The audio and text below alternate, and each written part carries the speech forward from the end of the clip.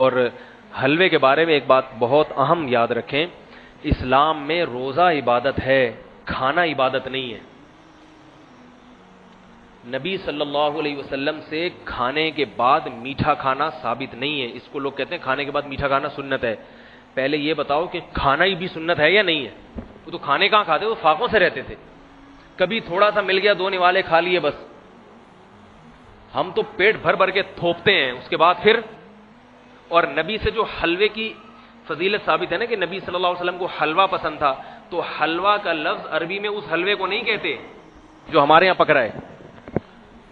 حلوہ عربی میں ہر میٹھی چیز کو کہتے ہیں۔ میٹھی چیز پسند تھی، جیسے کھجور، شہد، کھجور کھا سکتا ہے انسان کسی بھی وقت، یہ میٹھا، نیچرل میٹھا۔ ہم جو نبی کے نام پہ حلوے کھا رہے ہیں، وہ کیا کھا رہے ہیں؟ گجریلا، کدو کا حلوہ، اور اللہ کسی دشمن کو بھی نہ کھلائے بیسن کا حلوہ۔ کسی سے انتقام لینا ہو اسے بیسن کا حلوہ کھلا دو، مولی کے پراٹھے کھلا دو، پھر بھی اگر انتقام پورا نہ ہو گوبھی کا پراٹھا کھلا دو، اس کو بند گوبھی کے پراٹھے میں ڈال کے کھلا دو۔ جتنے قرضے کھائے ہیں، جتنی دشمنیاں ہیں، مولی کے پراٹھے اور گوبھی کے پراٹھے سے انشاءاللہ نکل جائیں گی ساری۔ تو بیسن ویسے بھی گیس کرنے والی چیز ہے، مشکل سے اس میں حلوہ بنا دو اور مشکل سے ہضم ہوگا، وہ کھا کے تو ویسے بھی عبادت۔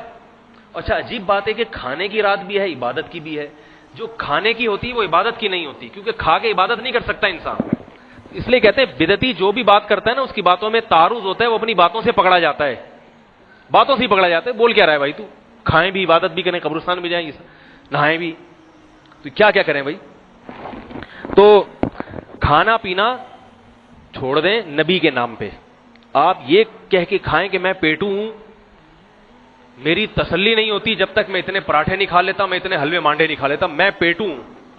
اسلام میں زیادہ کھانا پینا پسندیدہ نہیں ہے۔ دیکھو اس پہ حدیث سناؤں کہ جو صدقے دل سے اسلام قبول کرتا ہے نا، اس کی خوراک خود بہت کم ہو جاتی ہے۔ حدیث میں آتا ہے کہ ایک کافر نبی صلی اللہ علیہ وسلم کے پاس آیا، آپ صلی اللہ علیہ وسلم نے اسے دودھ کا پیالہ پیش کیا، صحیح حدیث۔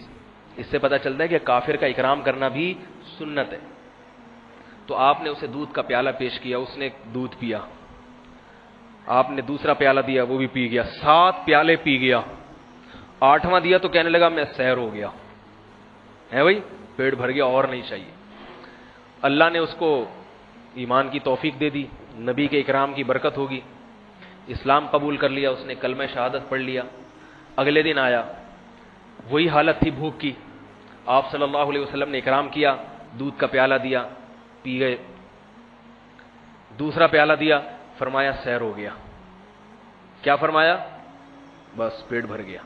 حالانکہ انہوں نے کوئی حدیث کم کھانے کے بارے میں سنی نہیں تھی، کسی حدیث ابھی تو کچھ سنا ہی نہیں انہوں نے۔ اسلام قبول کیا، گھر گئے، اسلام سیکھنے کے لیے آج آ رہے ہیں، مگر خوراک کیا ہو گئی؟ اسلام کا یہ اثر ہے کہ خوراک خود بخود کم ہو جاتی ہے، تھوڑے میں برکت ہو جاتی ہے۔ تو نبی نے اس موقع پر صحابہ سے فرمایا، الکافر یأکل فی 7 امعاء والمؤمن یأکل فی معن واحد۔ کافر 7 آنتیں بھرتا ہے اور مومن صرف 1 آنت بھرتا ہے۔ کیا مطلب؟ کافر اور مومن کی خوراک میں 1 اور 7 کا فرق ہوتا ہے، جو حقیقی مومن۔ تو حلوے مانڈے اور دیگیں اور کھچڑے اور تیجے کے نام پہ ابا کے مرغے کھا رہے ہیں، کبھی کنڈے بھی کھا رہا ہے آج کا مسلمان، اور پتہ نہیں کیا کیا کھا رہا ہے۔ چھوڑ دو کھانا، کھاتے ہو تو اپنے خرچے پہ، اپنی ذمہ داری پہ، اپنے پیٹ کا نام لے کے کھاؤ کہ میرا پیٹ جب تک پھل نہ ہو جائے مجھے تسلی نہیں ہوتی۔ دیکھو کل میں نے دوپہر کھانا نہیں کھایا نا، مجھے بہت بھوک لگی تھی، تو فجر کا ناشتہ کیا ہوا تھا میں نے، بہت بھوک لگی، دن بھر میں بہت مصروف بھی تھا، اتنی شدید بھوک لگی، گھر میں آیا تو کدو اور مرغی بنی ہوئی تھی، روٹی تھی، میں نے کہا اتنی ٹائٹ بھوک لگ رہی ہے کہ مزہ نہیں آئے گا یہ کھانے میں، روٹی کھانے کا دل نہیں چاہ رہا تھا، گرمی بہت تھی۔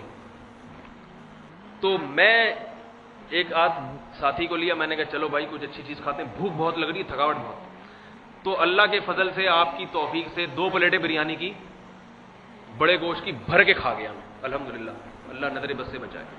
بھوک لگ رہی تھی، وہ ہوٹل والا بھی دیکھ رہا تھا کیا ہو گیا اس میں۔ اب یہ میری بھوک تھی بھائی کہ میرا 1 پلیٹ سے پیٹ نہیں بھر رہا، اور گوشت بھی ماشاءاللہ اس میں بہت تھا، اور پھر کولڈ ڈرنک اور دہی، وہی سلاد ولاد بھی، سب اٹرم پٹرم بھی، بھوک ٹائٹ لگی ہوئی تھی۔